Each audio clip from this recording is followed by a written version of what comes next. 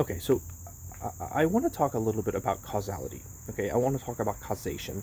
And in particular, I want to talk about how causation works in complex systems. Okay, so oftentimes when we attempt to kind of suss out causal relationships between two variables, what we will do is we will observe one variable, we will manipulate it, and then we will observe the effect on another variable, right?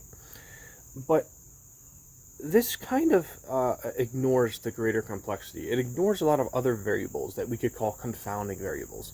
And scientific research in particular tries to kind of account for these confounding variables. It tries to adjust for them. But the adjustments are very hard to actually make in an accurate way, because the more time that passes in a complex system, the less accurate your adjustments are going to be at the end of the day. So, in other words, a lot of people, in their attempt to suss out causal relationships, they will try to figure out how X affects Y, for example, right? So, if you are trying to lose weight, people will try to suss out how dietary input, how the food you eat, affects your weight, right? But in reality, things get a lot more complicated, and they get increasingly complicated the longer the diet goes on. So to kind of give you a different picture of how causation works in complex systems, it's not so much that X, therefore Y. What it really is more like the conditions that exist right now are kind of brought to us by an infinite set of variables interacting omnidirectionally with each other. Okay, and this is in effect what's happening is everything that we separate and label and attempt to draw causal relationships between, or attempt to identify causal relationships between, are actually kind of reflecting off of each other in infinitely complex ways. And as time goes on, as more time passes, the infinity grows. The number of complex ways that things are reflecting off or interacting with each other grows and becomes more complex. So, to kind of give you an example to explain how this works, there are these places called blue zones in the world, and what these blue zones are kind of pockets or societies that have a relatively high number of centenarians. And what that means is these pockets or these blue zones happen to kind of create old people. In other words, there's a lot of old people in these blue zones. And because of this phenomenon, people want to live longer, so naturally we study these blue zones, right? And when we study these blue zones, what we find is that there are kind of commonalities amongst the blue zones regarding nutrition and lifestyle, right?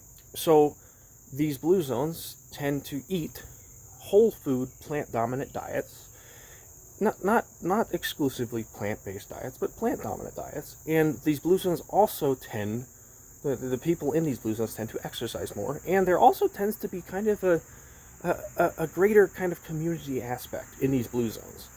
And what what scientists try to do, again, is suss out the relationships, the causal relationships that lead to the longer lifespans in these blue zones. And a lot of the scientists kind of credit the longer lifespan to diet, okay? But there is some nuance provided by those scientists where they say, well, it's not just the diet, it's also the lifestyle, right? So it's also the exercise that's feeding into these longer lifespans, and it's also the community aspect that these blue zones happen to have. But what I want to kind of give you is a different perspective here as to how this causation works. It's not so much that community leads to longer lifespans, or that whole food plant-dominant diets leads to longer lifespans, and that exercise leads to longer lifespans. What really is happening here, again, is this omnidirectional causation. So, in other words, if we take any one of those variables, okay, any one of those three variables, okay, diet, exercise, and community, let's just take any one of them. Let's take diet, for example. If we make an independent choice to improve our diet or to eat whole food, plant-based foods, what is going to end up happening is, well, we're going to perhaps find out that those diets are associated with health outcomes, with good health outcomes. Those diets are associated with good mental and physical health. And by extension, what the good mental and physical health does is it feeds into the understanding of the consumption of whole foods. And so what happens as a result of that understanding? Well, what happens is all of a sudden you're like, well, if healthy whole foods are good for me, I'm going to eat more of them. So how do you eat more of them? How do you ensure access to healthy whole foods? Well, you're going to start growing them in your community, right? You're going to start growing the healthy whole foods locally, right? And what does that do? Well, it provides community, right? So in other words, eating the healthy whole foods brought community indirectly, right? Additionally, eating the healthy whole foods through that community and through the local production of those whole foods brought exercise. So just like that, we've chosen to what we've done is we made the independent choice to improve our diet by eating healthy whole foods, and it has indirectly brought exercise and community to us. So by making one independent choice, we've brought the other two into the fold, right? And they have also become kind of causal factors that are helping us live longer. But now let's imagine that we're not gonna eat differently. Instead, what we're gonna do is we're gonna make the independent choice to build community, okay? So what does this community really entail? Well, what it entails is kind of just talking to each other. It entails kind of like just spending time with other people. And what that community indirectly does is it brings communication, right? And what does communication do? Well, it kind of brings consensus. And through that consensus, you're going to ultimately find that, well, we should probably try to create, as a community, a better ecosystem. We should probably look out for the health of our ecosystem. And what does that do? Well, that leads to, let's grow some food. Let's grow some food locally, right? Let's start some farms around our community. And indirectly, the growth of the food provides healthy whole foods to our diet, and it also provides exercise, right? So again, we made the independent choice to build community simply by just talking to each other, maybe just talking about problems in the world, talking about solutions, and that community brought both exercise and better diets to us. So again, you can see how this omnidirectional causation is starting to work, right? It's not so much that you have to do everything at the same time. It's more so that you choose one thing and it feeds into other, perhaps beneficial things in this particular example. So let's address the third factor. Let's say that you make the independent choice to exercise, okay? And what this exercise does is it increases your body's needs for nutrients, right? Because you have to recover from the exercise. And through this greater need for nutrients, your subconscious is naturally drawn to healthy foods because it needs nutrients, right? So in that draw towards healthy foods, your diet improves. You start eating healthy whole foods, right? And by extension, what do? Well, you say, well, if I need healthy whole foods because of all this exercise that I'm doing, this independent choice to exercise, I'm gonna start growing the healthy foods in my backyard, right? And by extension, maybe I'll start growing healthy foods for my community. So again, you get the exercise, you start with the exercise this time, and it builds into the consumption of locally grown healthy whole foods, and the healthy whole foods the growth of the healthy whole foods grows community. So it's not, so again, it's like a lot of people like to deny the benefits of healthy whole foods that are shown in these blue zone studies, because they point to the community or the exercise that these blue zones happen to be embarking in, right? In other words, they try to point to some other compounding variable to disprove the benefits of a healthy plant-based diet. But in reality, it's like, again, we can't actually isolate all these variables. these variables kind of come as a whole package. When you decide to exercise, you invariably kind of grow more food locally, and you end up building community around the production of that food, around the farms, right? Likewise, when you choose to build community through communication, you grow a greater awareness of the ecosystem around you, which encourages you to grow local, healthy, whole food, and by extension, it creates exercise.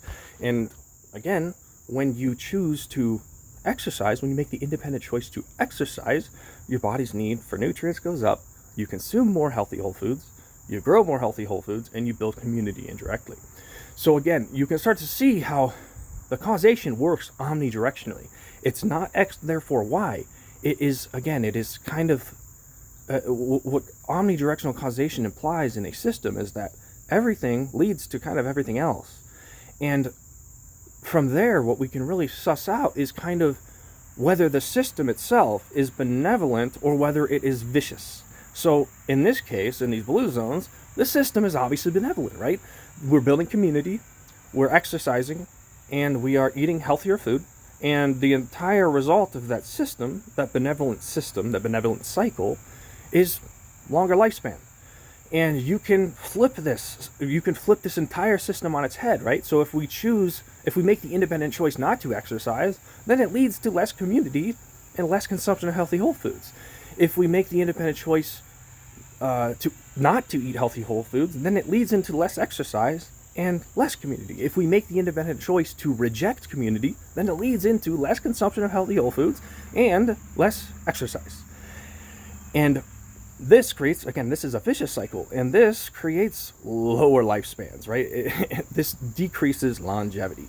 So this is just one example of a way that omnidirectional causation can create a benevolent cycle or a vicious cycle. There are other examples of such systems, but what you will notice in these examples is that there is a benevolent pattern or a vicious pattern.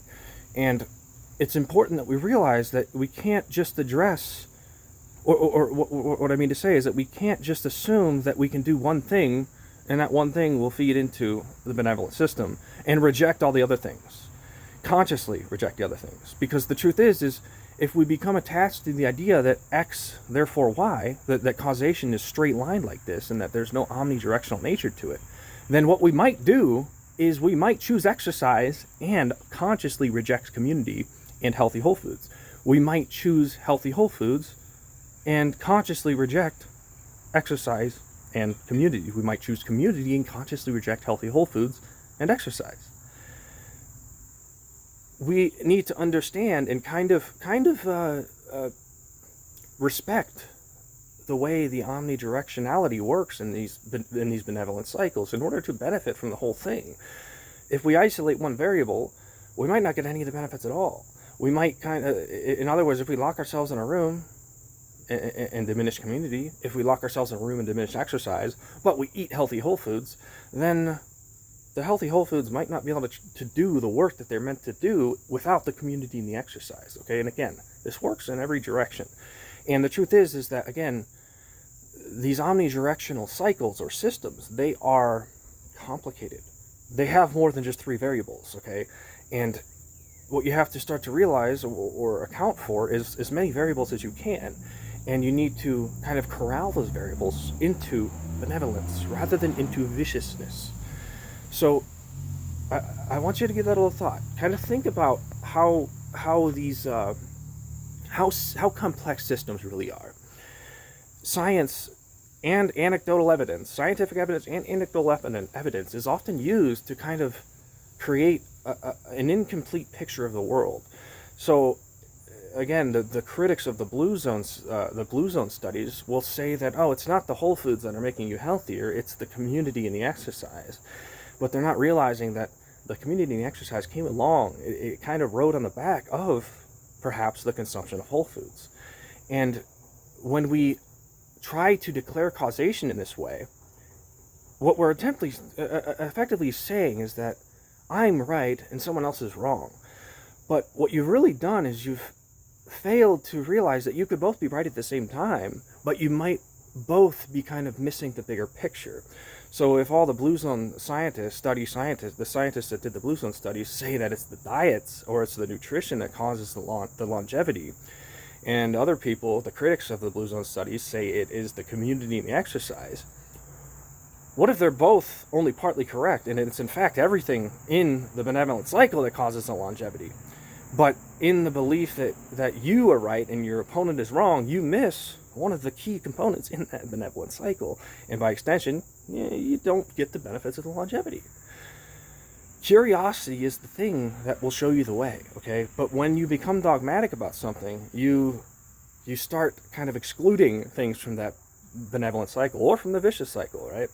And when you start excluding things, you don't get the benefits. You don't see the bigger picture. So consider the possibility that your opposition doesn't have to be wrong for you to be right.